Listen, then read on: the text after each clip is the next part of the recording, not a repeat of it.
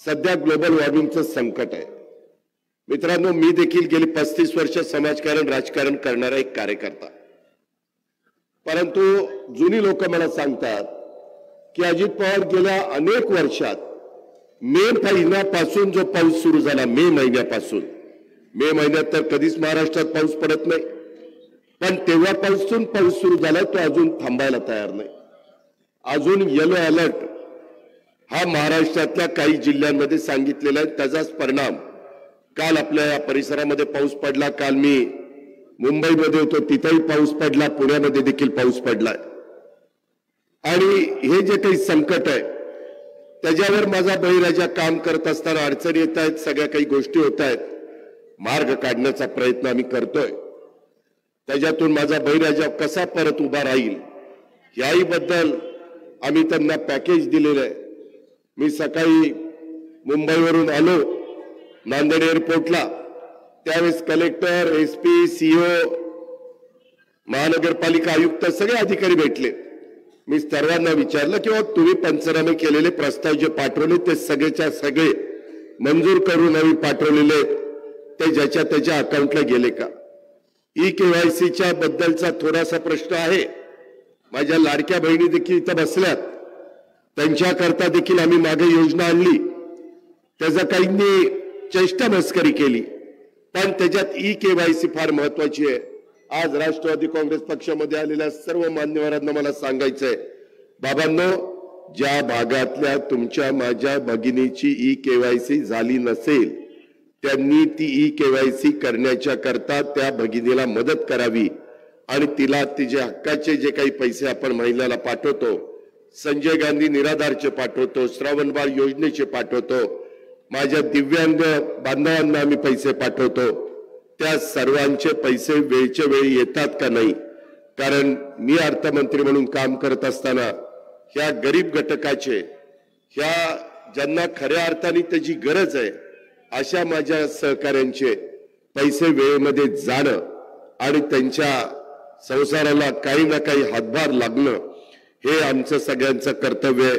त्या भावनेतनं मी हे सगळं काम करण्याचा प्रयत्न आम्ही महायुतीच्या सरकारच्या माध्यमातून, मुख्यमंत्री असतील, दोन्ही उपमुख्यमंत्री असतील, मंत्रिमंडळातील आमचे सगळे सहकारी असतील, आम्ही त्या ठिकाणी करतो।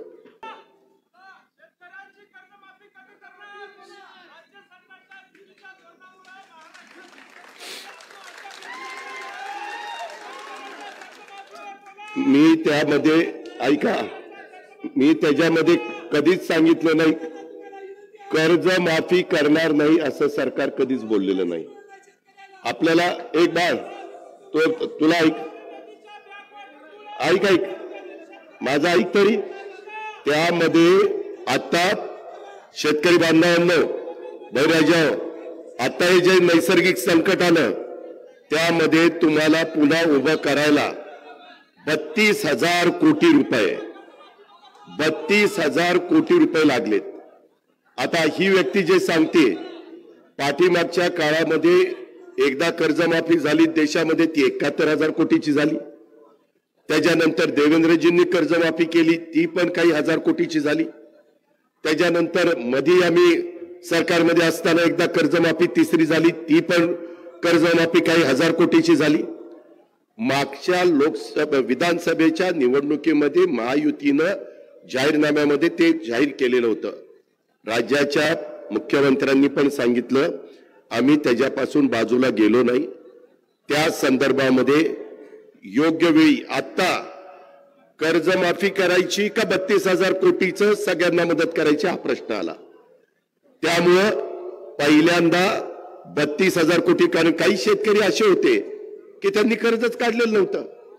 आता जो पाऊस पडला किंवा माझ्या नांदेडमध्ये एवढं मोठं पाणी आलं किंवा महाराष्ट्रातल्या वेगवेगळ्या भागात पाणी आलं, त्या शेतकऱ्यांना पण मदत करणं, कारण तो जिरायत भागातला शेतकरी होता, त्याची सर्वस्व जमीन पावसावर अवलंबून असते, तो वापशावर पेरून टाकतो, तो कर्जही काढत नाही, अशा पद्धतीची परिस्थिती होती। आणि मी आज पण पुन्हा तुम्हाला सांगतो, शिरीष भाऊंच्या आणि बाकीच्या सगळ्या मान्यवरांच्या पक्षप्रवेशाच्या निमित्तानं या संदर्भामध्ये त्यापासून शासन बाजूला गेलेलं नाही। मुख्यमंत्र्यांनी पण सांगितलं की आम्ही ती देणार आहोत. परंतु हे सगळं करत असताना मित्रांनो, आपल्याला मी तुम्हाला सांगतो, इथं लाडक्या बहिणी बसल्यात. लाडक्या बहिणींना 45,000 कोटी रुपये वर्षाला त्यांच्या दर महिन्याला 1,500 रुपयाप्रमाणे द्यावे लागतात. किती? 45,000 कोटी. इथं लाडके भाऊ बसलेत 3 हॉर्सपॉवर, 5 हॉर्सपॉवर, 7.5 हॉर्सपॉवर 3 प्रकारच्या मोटारींची बिलं आता तुम्हाला येत नाहीत. येतात का? नाही येत.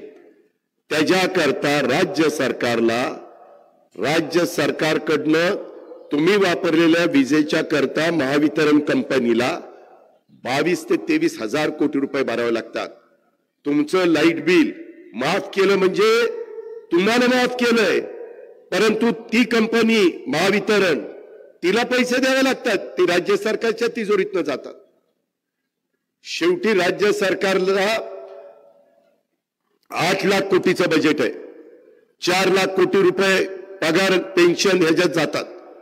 45,000 कोटी रुपये लाडक्या बहिणींना शब्द दिलाय तिथं जातात.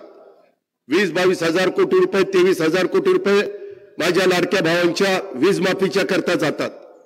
त्याच्यातून संजय गांधी निराधार. पूर्वीच्या काळात मला आठवतंय, मी तेव्हा राजकारणात नव्हतो, जुन्या लोकांना आठवत असेल, ही अंतोले साहेबांनी योजना आणलेली. महिन्याला 60 रुपये मिळायचे. किती? 60 रुपये. आता आम्ही महिन्याला 1,500 रुपये देतोय.